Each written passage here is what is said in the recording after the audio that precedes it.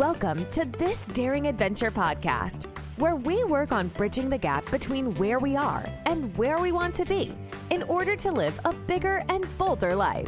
In this podcast, we will provide inspiration, tips, and skills you need to make your life the adventure you want it to be. Here's your host, mindset mentor, and life coach, Trista Gurton.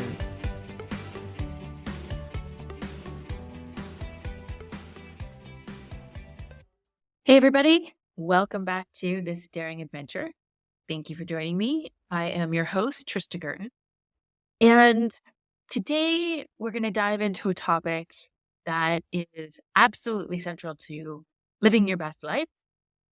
It is learning how to manage your mind. And this is basically what my life coaching practice centers around. It is talking about getting a grip on those thoughts and feelings that seem to run the show in our lives sometimes. And we're going to try and break it down in a way that's easy and fun and hopefully a little enlightening. As I said, this is some of the most important work that we do in coaching. And it will help you to see how much power you have over what's going on in your mind and therefore what you can create in your life. I think a lot of times we feel like what's going on in our mind is out of our control and that the thoughts just automatically come and there's nothing we can do about them. They do come, they come quickly. Most of them are based on habit. They are something that we can absolutely, though, create intentionally. And that is some of the most important work that we can do, think intentionally.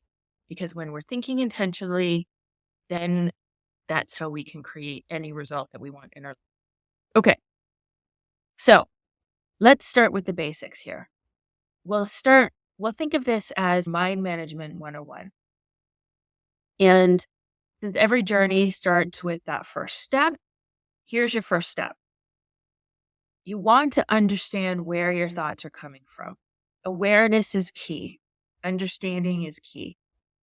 Now, when I say thought, what I really mean is a sentence that's running around through your mind. The one. Maybe it's saying, I'm hungry, or what on earth is she talking about?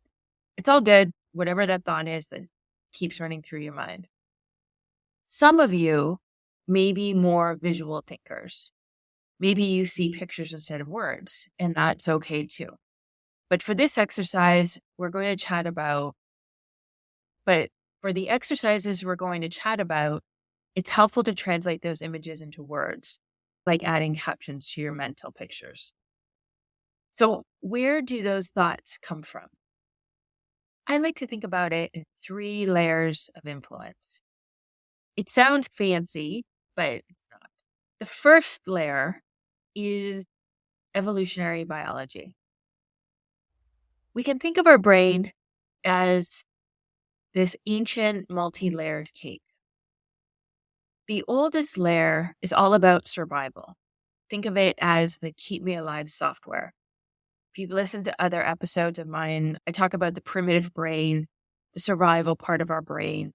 This is the part of our brain that is basically in charge of making sure that you eat, sleep, and it uses fear, so it will make sure that you run away from anything that looks remotely threatening. You've probably heard of fight or flight, and that's the primitive part of your brain's job. Survival brain is like a super overprotective sibling or parent who freaks out about everything. It tends to overreact. It uses fear a lot. But here's the thing. This part of your brain doesn't know the difference between a real threat, so let's say like a real tiger, and the metaphorical tiger of, say, a stressful work day. It just sees danger and goes into panic mode. It's trying to protect you. It's trying to keep you safe. obviously, in this day and age, we probably have very few physical threats to our safety and to our lives. There are some, absolutely. And in some places, it's more intense than others. But for the most part, again, it's a threat of a deadline or an email from your boss or someone not returning your text. It's not so much a real physical threat. It's a tiger jumping out behind a tree. Now, we're going to add this second layer to our brain cake. And it is the one that's like a sponge that soaked up everything you learned as a kid.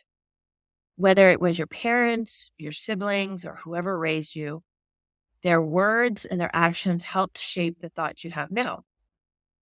Maybe you grew up hearing, you've got to work hard to succeed, or don't talk to strangers, or money doesn't grow on trees. These ideas sink in deep and become the scripts your brain plays on repeat. It's like your brain's playlist. And some of those songs have been on there since you were like 5. They might not be all your favorite tunes, but they're there, influencing how you think today. Our brain is not fully developed until the age of 25. So it's, as I said, it's a sponge that soaked up everything. And we tend to internalize these things, and our brain is basically trying to learn and to understand and process the world around us. It does the best it can. And these things stay with us because nobody teaches us that we can change. But they will, if you let them, continue to influence you and shape your life today.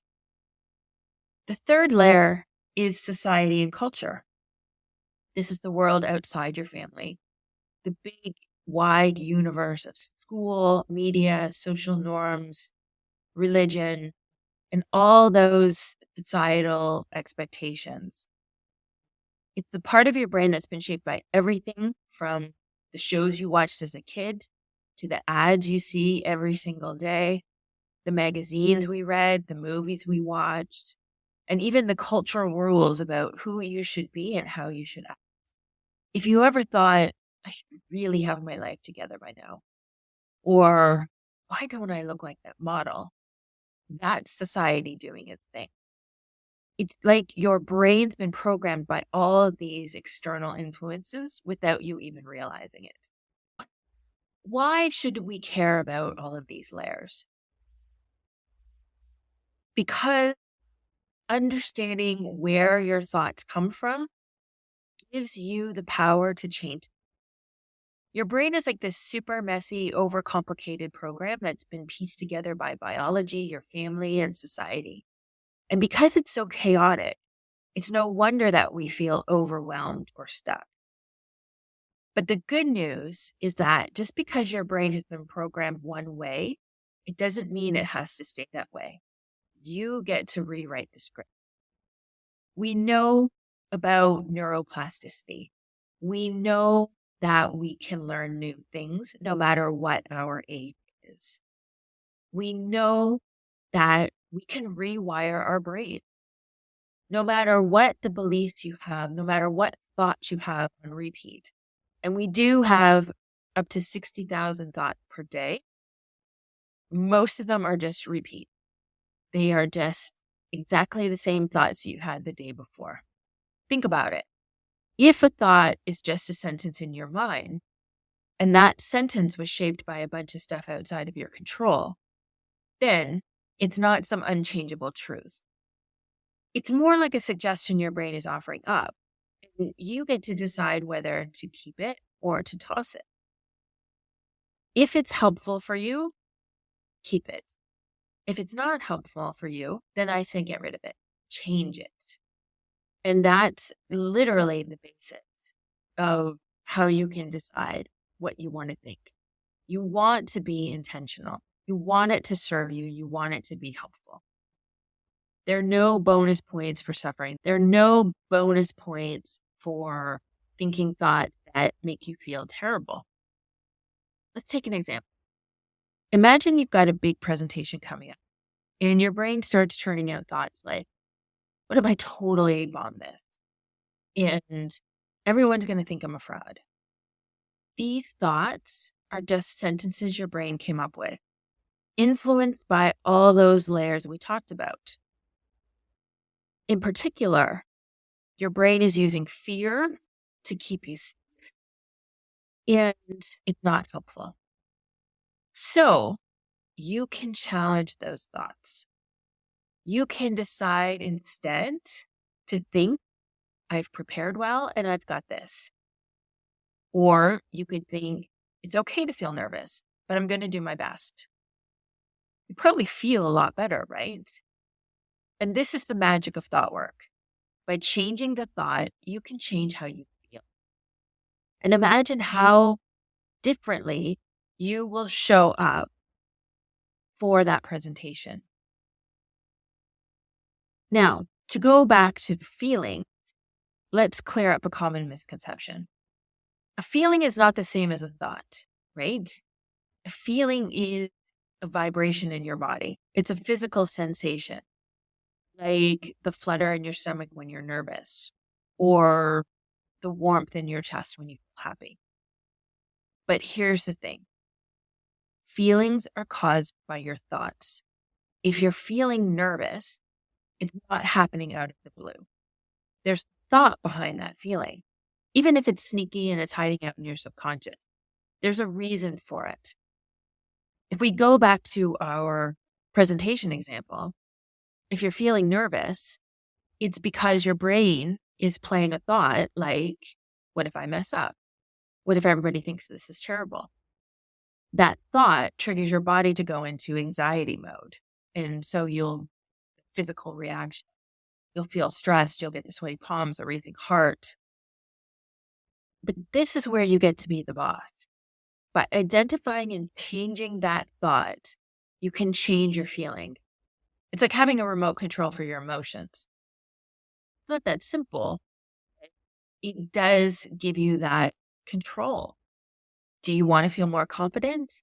Then switch the thought from I'm going to fail to I've got this. If you want to feel less stressed, you try replacing I can't handle this with I'll take it one step at a time. I'm figuring this out. Maybe I know what I'm doing. The thing is, you just don't want to swap thoughts and go from I'm terrible at this and it's going to suck to rainbows and daisies and this is going to be the most amazing speech ever. But if you can change the thought to something that's 1% better and something that you feel is better with your body, it has to resonate with you. It has to feel better in your body. And you can practice that thought. You can put it on a sticky note. You can put it on your phone. You can put it where you're going to see you.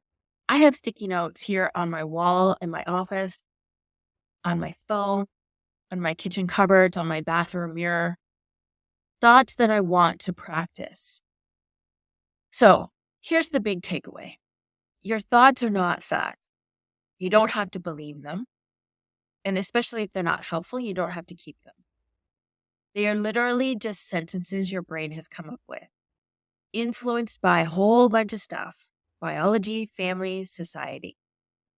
And because they're just sentences, you can change them.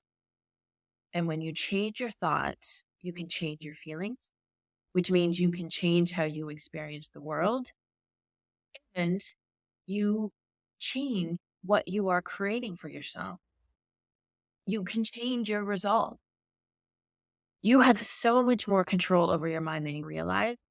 And it's like you've been handed the keys to your own mental kingdom. I think actually they're the keys to the universe.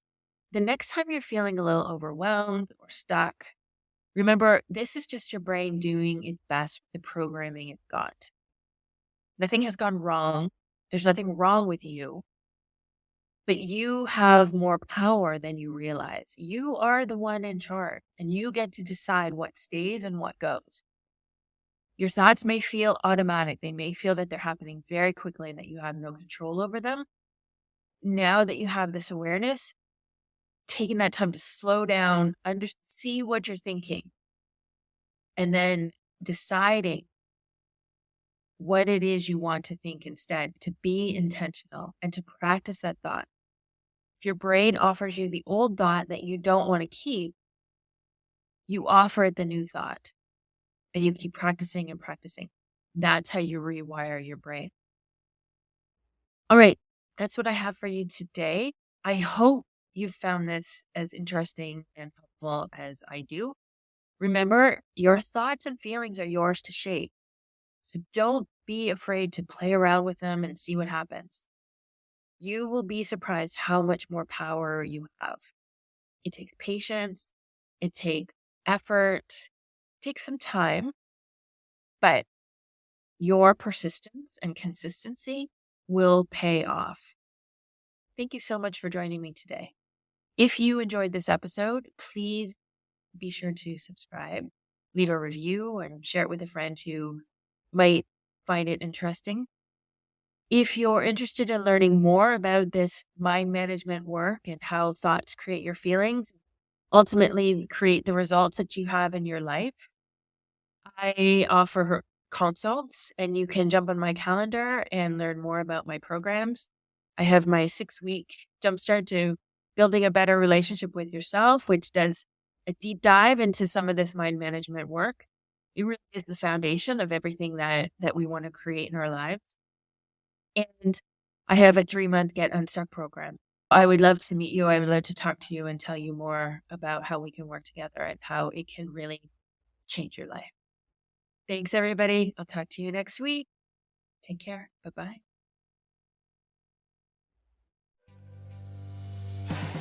Thank you for listening to this Daring Adventure podcast with your host, Trista Gurton. We hope you enjoyed the tips and conversations on how to get excited about life again. As always, you can head to tristagurton.com for additional resources and to book a one-on-one coaching session. You can also follow Trista on Instagram at Trista V. Gurton. Don't forget to subscribe, rate, and review us on Apple Podcasts. Thanks again for tuning in, and we'll see you next time.